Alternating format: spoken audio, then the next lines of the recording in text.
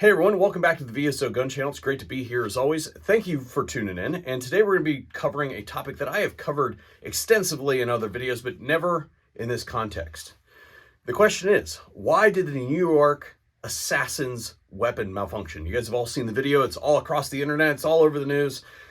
The guy used a suppressor on the end of his gun, and sometimes that can cause a malfunction, particularly if it is not configured properly. I have my ideas about that.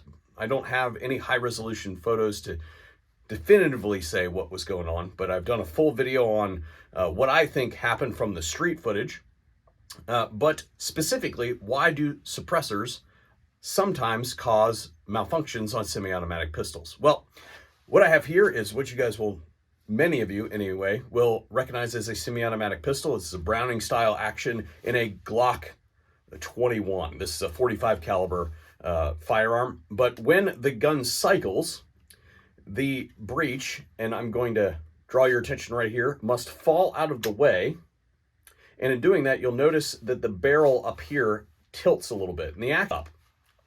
So if we put a weight on the end of this barrel, it must lift that weight. And there's usually enough energy to lift small amounts of weight on the end of a barrel to allow that to fall out of the way so the slide can reciprocate. The locking lug is located right here. That locking lug must move out of the way so the slide can reciprocate, pick up the next round, and go back into battery. Well, if you have substantial enough weight on the end, then it can interrupt that.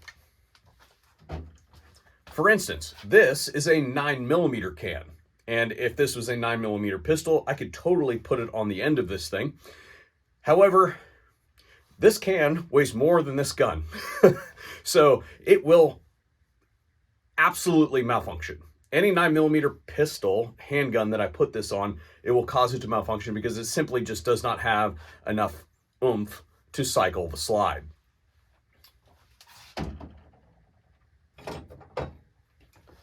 This, by contrast, is a 45 caliber suppressor, and it is actually the suppressor that I normally have on the end of this weapon.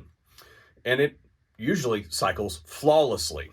Now, the difference here is that this comes equipped, or any suppressor that is designed to be used on a semi-automatic handgun comes with a device called a linear inertial decoupler, also can be called a Nielsen device after the inventor, or LID as the acronym for linear inertial decoupler, or it could also be called a booster. I'm going to use all those terms interchangeably. This is an example of a booster from a different can. It has a couple different parts. It has a housing, an end cap, a piston, and a spring. That piston looks like this, and that spring goes over it right like that. And inside that housing, how this works is instead of having to lift the mass of that can as the barrel moves backwards slightly and rotates up, all the gun must do instead is simply depress the spring. And that decouples the mass just enough so that that locking lug can unlock and the weapon can cycle. As the spring then re-expands, then everything gets set back into position. And here you can see there are a whole bunch of index points, and basically there's a cone shape or maybe a bead shape in there that, depending on the design, that allows that to re-index. Now, it is my belief that this was a homemade suppressor based on the video that I have seen. And because of that, that device is a little bit outside of your typical workshop, or shall I say, home improvement store special. And because of that, it interrupted the firing cycle and the gun has to be manually cycled. There is some conjecture out there that it might have been a B&T Station 6 used in this shooting.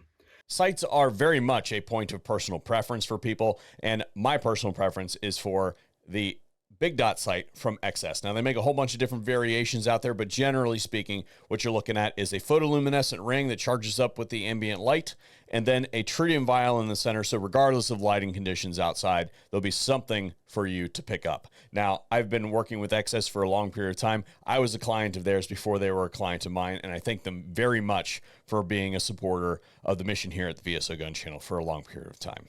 Go give them some love. Now, as a firearms professional that has analyzed the video top to bottom more than once and has done a lot of video analysis in his career, I don't believe that it is a B&T Station 6. There are some clues in that video that specifically, I believe, exclude that as a possibility based on the operating system. But we are talking about guns here, and weird stuff can absolutely happen. And I want everybody to remember that we are all analyzing the same video, and that video is a recording of a recording that was taken initially with a potato. There's some serious degradation of that video that everybody is looking at.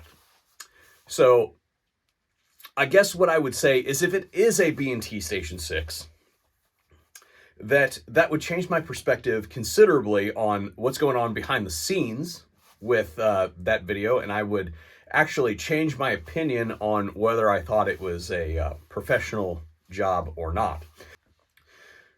But it would, for instance, explain why a professional, for instance, would rotate the gun like this to clear the malfunction, because the B&T Station 6 actually ejects out of the top of the gun instead of the side of the gun, and that would be the proper way to put that gun back into battery. And if you were having really bad, consistent malfunctions, then it would not be absolutely unacceptable to battery assist that weapon by pounding on the end cap of that gun.